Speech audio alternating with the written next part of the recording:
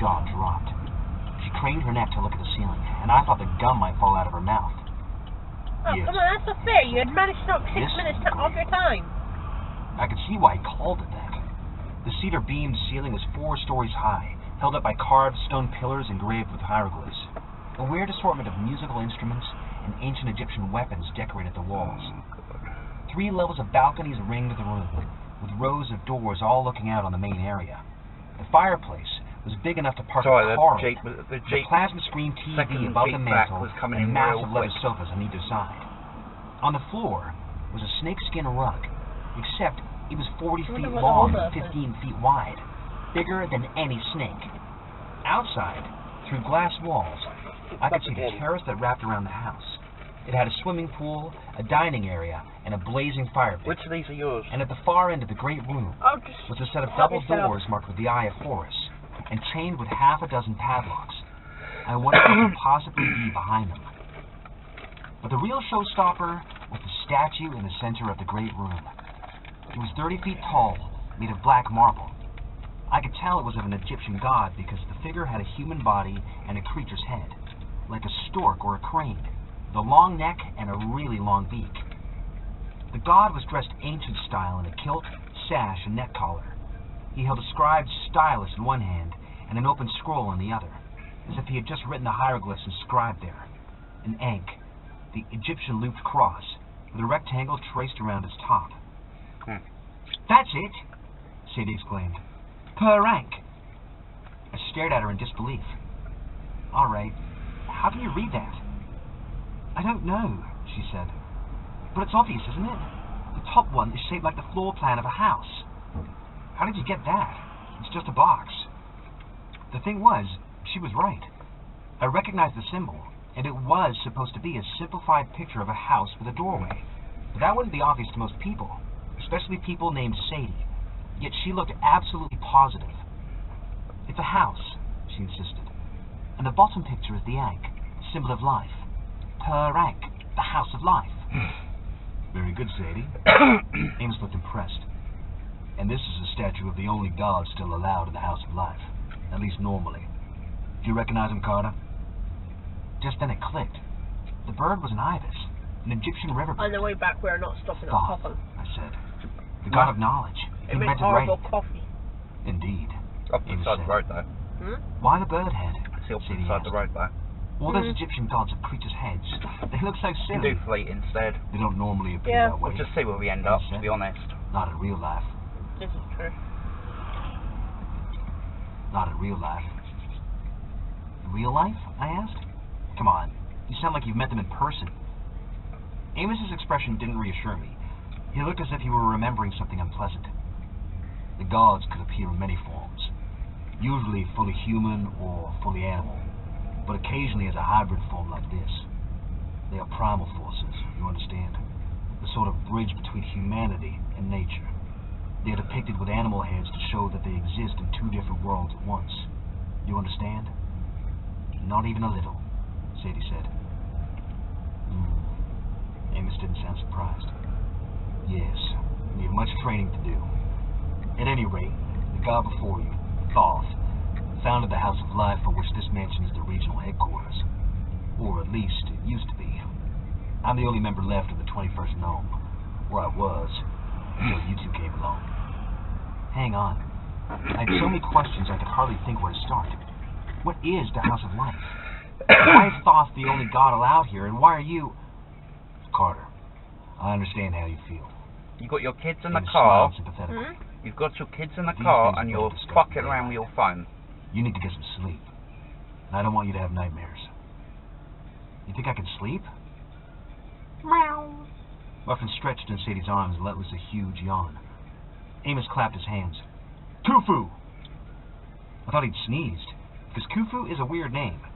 But then a little dude about 3 feet tall with gold fur and a purple shirt came clambering down the stairs. It took me a second to realize he was a baboon wearing an LA Lakers jersey. The baboon did a flip and landed in front of us. He showed off his fangs and made a sound that was half roar, half belch. His breath smelled like nacho-flavored Doritos. All I could think to say was, the Lakers are my home team. The baboon slapped his head with both hands and belched again. Oh, Khufu likes you, Amos said. You'll get along famously. Right. Sadie looked dazed. You've got a monkey butler? Well, why not? Muffin purred in Sadie's arms as if the baboon didn't bother her at all. Khufu grunted at me. Amos chuckled. He wants to go one-on-one with you, Carter. To, see your game.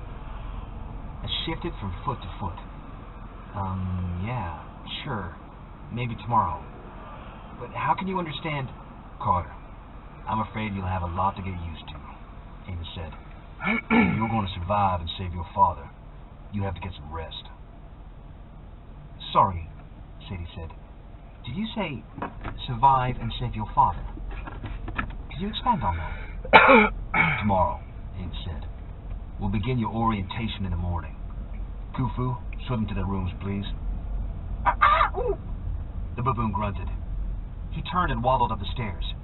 Unfortunately, the Lakers jersey didn't completely cover his multicolored rear. We were about to follow when Amos said, Carter, the work bag, please. It's best if I lock it in the library. I hesitated. I'd almost forgotten the bag on my shoulder. But it was all I had left of my father. I didn't even have our luggage because it was still locked up at the British Museum. Honestly, I've been surprised that the police hadn't taken the work bag, too. But none of them seemed to notice. Yeah, we won the A303 You'll get it West. back, Amos promised. So we need to Time is follow right. the diversion. He asked nicely enough, but something in his eyes told me that I really didn't have a choice. I handed over the bag. Amos took it gingerly, as if it were full of explosives. See you in the morning. He turned and strode towards the chained-up doors. They unlatched them just enough for Amos to slip through without showing us anything on the other side. Then the chains locked again behind him. I looked at Sadie, unsure what to do. Staying by ourselves in the great room with the creepy statue of Thoth didn't seem like much fun, so we followed Khufu up the stairs. Sadie and I got adjoining rooms on the 3rd floor, and I've got to admit, they were way cooler than any place I'd ever stayed before. I had my own kitchenette, fully stocked with my favorite snacks, ginger ale. No, Sadie, it's not an old person's soda. Be quiet. Twix and Skittles. It seemed impossible. How did Amos know what I liked? The TV, computer, and stereo system were totally high-tech. The bathroom was stocked with my regular brand of toothpaste, deodorant, everything. The king-size bed was awesome, too, though the pillow was a little strange. Instead of a cloth pillow, it was an ivory headrest like I'd seen in Egyptian tombs. It was decorated with lions and, of course, more hieroglyphs. The room even had a deck that looked out on New York Harbor, with views of Manhattan and the Statue of Liberty in the distance. But the sliding glass doors were locked shut somehow. That was my first indication that something was wrong. I turned to look for Khufu, but he was gone. The door to my room was shut. I tried to open it, but it was locked. A muffled voice came from the next room. Carter! Sadie. I tried the door to her adjoining room, but it was locked, too. We're prisoners, she said. Do you think Amos... can we trust him? After all I'd seen today, I didn't trust anything, but I could hear the fear in Sadie's voice. It triggered an unfamiliar feeling in me, like I needed to reassure her. The idea seemed ridiculous.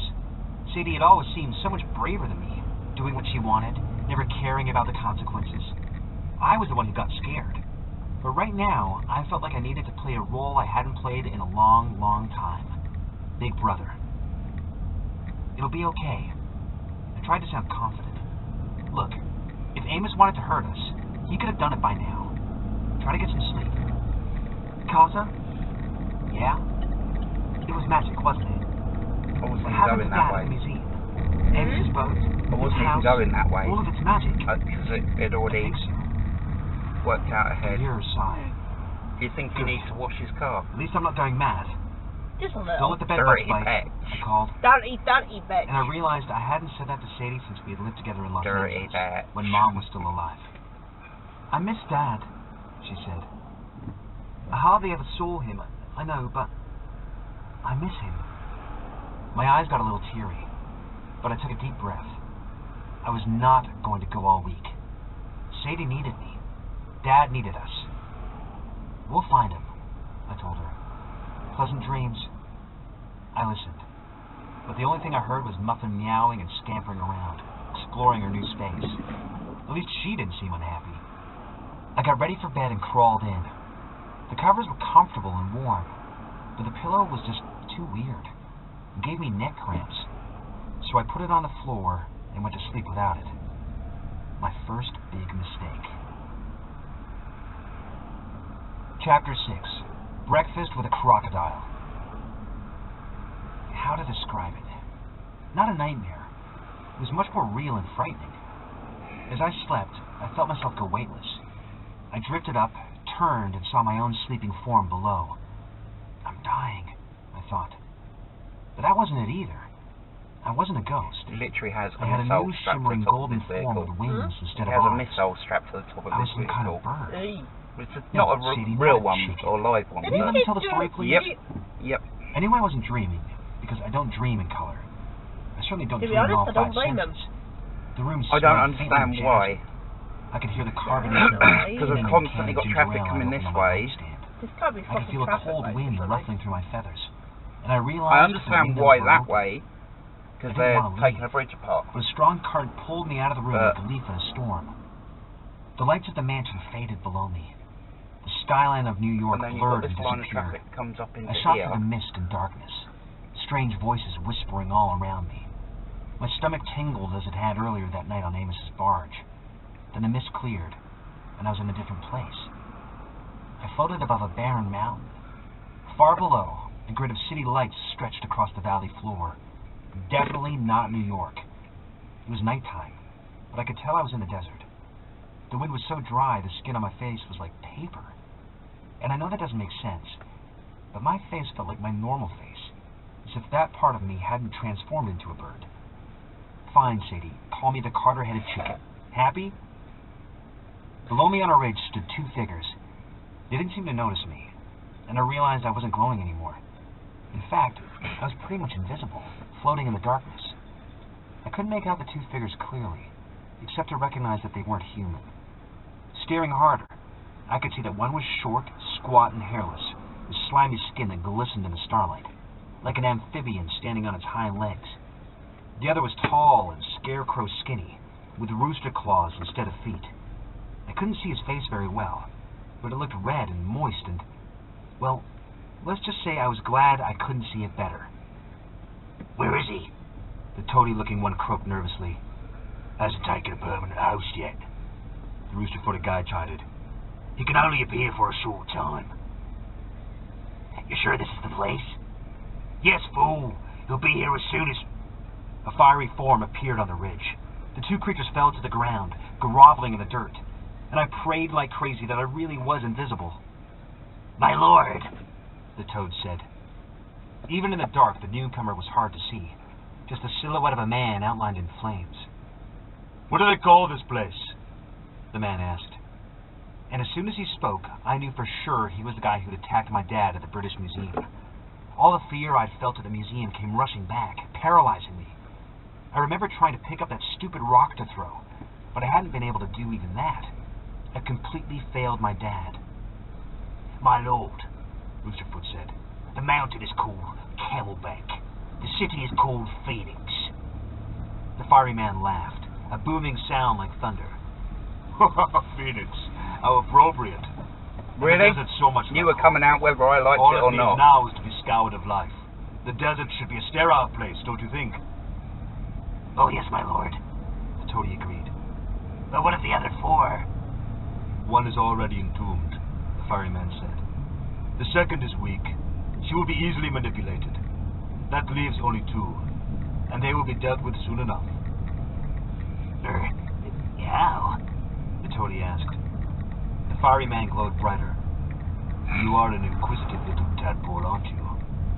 He pointed at the toad, and the poor creature's skin began to steam. "No!" the toady begged. "No!" I can hardly watch. I don't want to describe it, but if you've heard what happens when cruel kids pour salt on snails, you'll have a pretty good idea of what happened to the toady. Soon, there was nothing left. Roosterfoot took a nervous step back. I couldn't blame him. "We will build my temple here," the fiery man said as if nothing had happened. "This mountain shall serve as my place of worship. When it is complete, I will summon the greatest storm ever known. I will cleanse everything. Everything." "Yes, my lord," Roosterfoot agreed quickly. And, if I may suggest, my lord, to increase your power... The creature bowed and scraped and moved forward, as if he wanted to whisper in the fiery man's ear. Just when I thought Roosterfoot was going to become fried chicken for sure, he said something to the fiery dude that I couldn't make out, and the fiery dude burned brighter. Excellent. If you can do this, you'll be rewarded. If not, I understand, my lord. Go then, the fiery man said. Unleash our forces. Start with the long necks. That should soften them up. Collect the younglings and bring them to me. I want them alive, before they have time to learn their powers. Do not fail me. No, lord. Phoenix, the fiery man mused. I like that very much. He swept his hand across the horizon, as if he were imagining the city in flames. Soon I will rise from your ashes. It will be a lovely birthday present. I woke with my heart pounding, back in my own body. I felt hot, as if the fiery guy was starting to burn me. Then I realized that there was a cat on my chest. Muffin stared at me, her eyes half closed. Yeah, traffic lights. How did you get it? Traffic lights. I muttered. I sat up. For a second, I wasn't sure where I was. Some hell in another city. I almost called for my dad. And then I remembered. Yesterday, the museum, the sarcophagus. It all crashed down on me so hard I could barely breathe. Stop, I told myself. You don't have time for grief. And this is going to sound weird, but the voice in my head almost sounded like a different person. Older, stronger. Either that was a good sign, or I was going crazy. Remember what you saw, the voice said. He's after you. You have to be ready. I shivered. I wanted to believe I'd just had a bad dream, but I knew better. I'd been through too much in the last day to doubt what I'd seen. Somehow, I'd actually left my body while I slept. I'd beamed Phoenix, thousands of miles away. The fiery dude was there. I hadn't understood much of what he'd said, but he talked about sending his forces to capture the younglings. Gee, wonder who that could be. Muffin jumped off the bed and sniffed at the ivory headrest, looking up at me as if she were trying to tell me something. You can have it, I told her. It's uncomfortable. She butted her head against it and stared at me accusingly. Meow. Whatever, cat. I got up and showered. When I tried to get dressed, You're too I found that hot. my old clothes had disappeared in the night. Everything in the closet was my size, but way different from what I was used to. Aren't we? Baggy drawstring pants and loose shirts, all plain white linen, and robes for cold weather, kind of what the fellahin, the peasants in Egypt, wear. It wasn't exactly my style. Sadie likes to tell me that I don't have a style. She complains that I dress like I'm an old man. Button-down shirt, slacks, dress shoes. Okay, maybe. But here's the thing. My dad had always drilled into my head that I had to dress my best. I remember the first time he explained it to me. I was 10. We were on our way to the airport in Athens, and it was like 112 degrees outside, and I was complaining that I wanted to wear shorts and a t-shirt. Why couldn't I be comfortable? We weren't going anywhere important that day, just traveling. My dad put his hand on my shoulder. Carter, you're getting older. You're an African-American man. People will judge you more harshly, and so you must always look impeccable. That isn't fair, I insisted. Fairness does not mean everyone gets the same, Dad said. Fairness means everyone gets what they need, and the only way to get what you need is to make it happen yourself. Do you understand? I told him I didn't. Still, I did what he asked, like caring about Egypt and basketball and music, like traveling with only one suitcase. I dressed the way Dad wanted me to, because Dad was usually right. In fact, I'd never known him to be wrong, until the night at the British Museum. Anyway, I put on the linen clothes from the closet. Slipper shoes were comfortable, though I doubted they'd be much good to run in. The door to Sadie's room was open, but she wasn't there. Thankfully, my bedroom door wasn't locked anymore. Muffin joined me, and we walked downstairs, passing a lot of unoccupied bedrooms on the way. The mansion could have easily slept 100 people, but instead it felt empty and sad. Down in the great room, Khufu the baboon sat on the sofa with a basketball between his legs and a chunk of strange-looking meat in his hands. It was covered in pink You're an feathers. arsehole, do you know that? ESPN was on Utterly television. useless bitch. Khufu was watching highlights from the games the night before. Hey, I said, though I felt a little weird talking to him. Lakers win? Khufu looked at me and patted his basketball like he wanted the game. Fuck is wrong with He had a pink people? feather hanging from his chin, and the sight made my stomach do a slow roll. Well, considering we Yeah. have priority. Yep. We'll play later, okay? I could see Sadie and Amos out on the terrace. Right here, they Breakfast by can't the get pool. anywhere, and It should have been freezing out there. yet they're going to force But the me fire to pit was blazing. fucking here. Neither Amos nor Sadie looked cold. Absolute I headed their tossers. way, then hesitated in front of the statue of Thoth. In the daylight, Fucking the bird-headed god didn't look quite so scary. Still, I could swear those beady eyes were watching me expectantly. What had the fiery guy said last night? Something about catching us before we learned our powers. It sounded ridiculous. But for a moment, I felt a surge of strength. Like the night before when I'd opened the front door just by raising my hand. I felt like I could lift anything, even this 30-foot tall statue if I wanted to. In a kind of trance, I stepped forward. Muffin meowed impatiently and butted my foot. The feeling dissolved. The fuck over. You're right, I told the cat. Stupid idea. Besides, I could smell breakfast now. French toast, bacon, hot chocolate, and I couldn't blame Muffin for being in a hurry. I followed her out to the terrace. "Ah, Carter," Amos said. Put your "Merry phone Christmas, down. my boy. Join us." "About time," Sadie grumbled. "I've been up for ages." But she held my eyes for a moment, and she was thinking the same thing I was. Christmas. We hadn't spent a Christmas morning together since Mom died. I wondered if Sadie remembered how we used to make God's eye decorations out of yarn and popsicle sticks.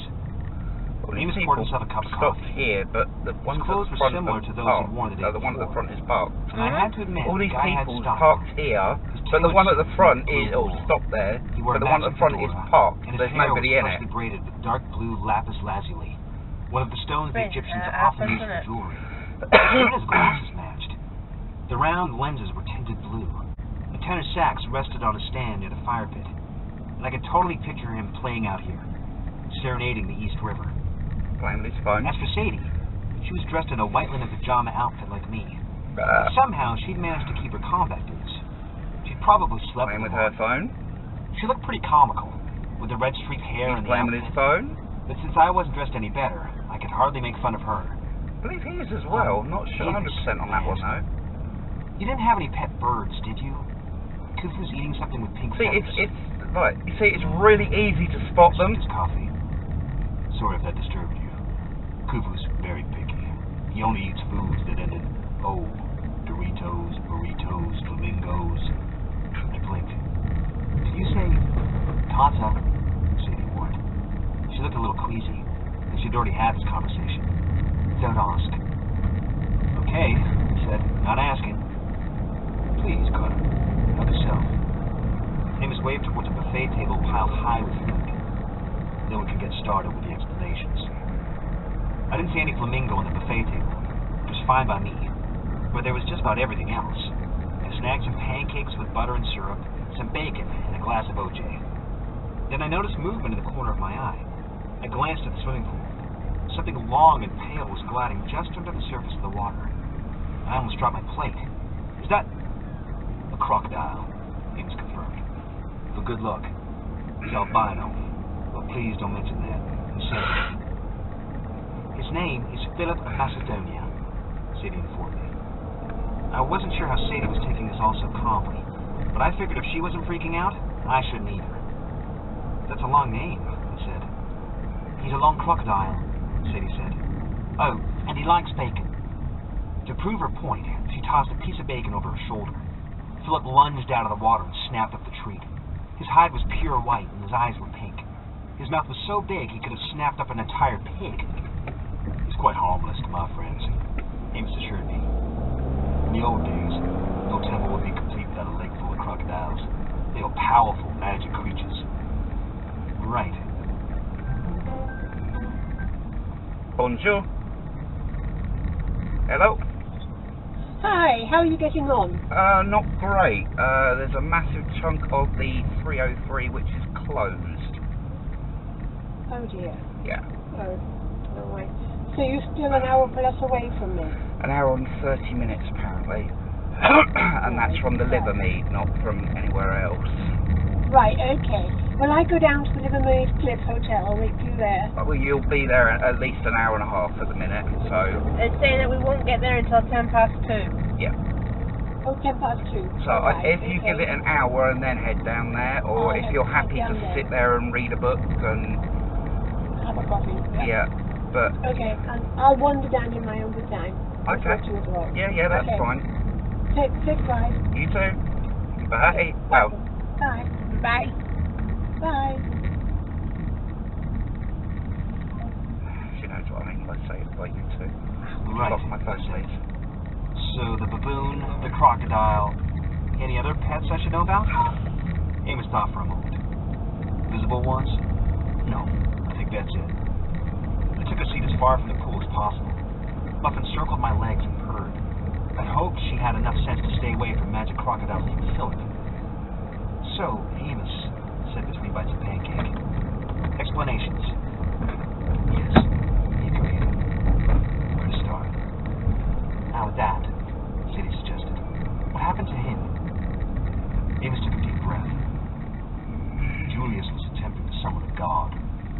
Unfortunately, it worked.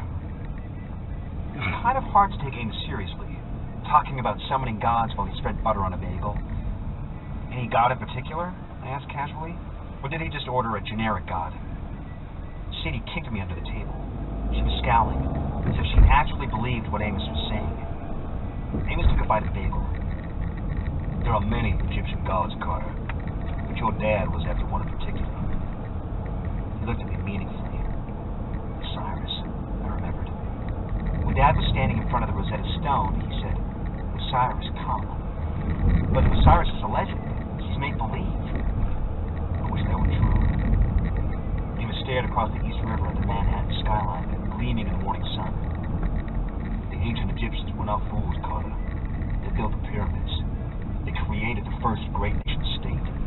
Their civilization lasted thousands of years. Yeah, they said, and now they're gone. Amos shook his head. A legacy that powerful does not disappear. Next to the Egyptians, the Greeks and Romans were babies. Our modern nations, like Great Britain and America, blinks of an eye. The very oldest root of civilization, at least of Western civilization, is Egypt. Look at the pyramid on the dollar bill. Look at the Washington Monument, the world's largest Egyptian obelisk. I thought that was the case. Egypt is still very much alive. So I thought that was the case. So, unfortunately, our gods. Come on, I argued. I mean, even if I believe there's a real thing called magic, believing in ancient gods is totally different. You're joking, right? But as I said it, I thought about the fiery guy in the museum. The way his face shifted between human and animal. The statue of thought, how its eyes had followed me. Carter, he said, the Egyptians would not have been stupid enough to believe in magic and gods. The beings they described in their midst are very, very real. In the old days, the priests of Egypt would call upon these gods to channel their power and perform great feats. That is the origin of what we now call magic. Like many things, magic was first invented by the Egyptians. Each temple had a branch of magicians called the House of Life. The magicians were famed throughout the ancient world. If you're an Egyptian magician, you so is your father. You saw for yourself last night. I hesitated. It was hard to deny my dad had done some weird stuff at the museum. Some stuff that looked like magic. But he's an archaeologist, I said stubbornly. That's just Carter's story. You remember that he specialized in translating ancient spells, which are very difficult to understand unless you were magic yourself. Our family, the Kane family, has been part of the House of Life almost since the beginning. Your mother's family is almost as ancient. The Fausts? I tried to imagine Grandma and Grandpa Faust doing magic, but unless watching rugby on TV and burning cookies was magical, I couldn't see it. They had not practiced magic for many generations, Amos admitted. Not until your mother came along. But yes, a very ancient bloodline. Sadie shook her head in disbelief. So now, Mom was magic too? Are you joking? No jokes, Amos promised. The two of you. You combine the blood of two ancient families, both of which had a long, complicated history with the gods. You are the most powerful cave children to be born in innocent dreams. I tried to let this sink in. At the moment, I didn't feel powerful. I felt queasy. You're telling me our parents secretly worshipped animal-headed gods? I asked. Not worshipped, he was correct. By the end of the ancient times, Egyptians had learned that their gods were not to be worshipped. They're powerful beings, primeval forces. They're not divine in the sense one might think of God. They are created entities, like mortals, only much more powerful. We can respect them, fear them, use their power, or even fight them to keep them under control. Fight gods, Sadie interrupted. Constantly, Amos assured her. But we don't worship them. Thoth taught us that. I looked at Sadie for help. The old guy had to be crazy. But Sadie was looking like she believed every word. Come on. So, I said, why did Dad break the Rosetta Stone? Well, I'm sure he didn't mean to break it, Amos said. That would have horrified him. In fact, I imagine my brethren in London had prepared for damage. The curators would soon check their vaults and discover that the Rosetta Stone miraculously survived the explosion. But it's blown into a million pieces, I said. How can they repair it? Amos picked up the saucer and threw it onto the stone floor. The saucer shattered instantly. That was too screwy, Amos said. I could have done it by magic. Hardy. Simply just a smash it. There. Amos held out his hand. There. Blue hieroglyphic set burned in the air above his palm. The pieces of the saucer flew into his hand and reassembled like a puzzle. Even the smallest bits of dust gluing themselves into place. Amos put the perfect saucer back on the table. Some trick, I managed. I tried to sound calm, but I was thinking of all the odd things that had happened to my dad in the early years. Like those gunmen in the Cairo hotel that ended up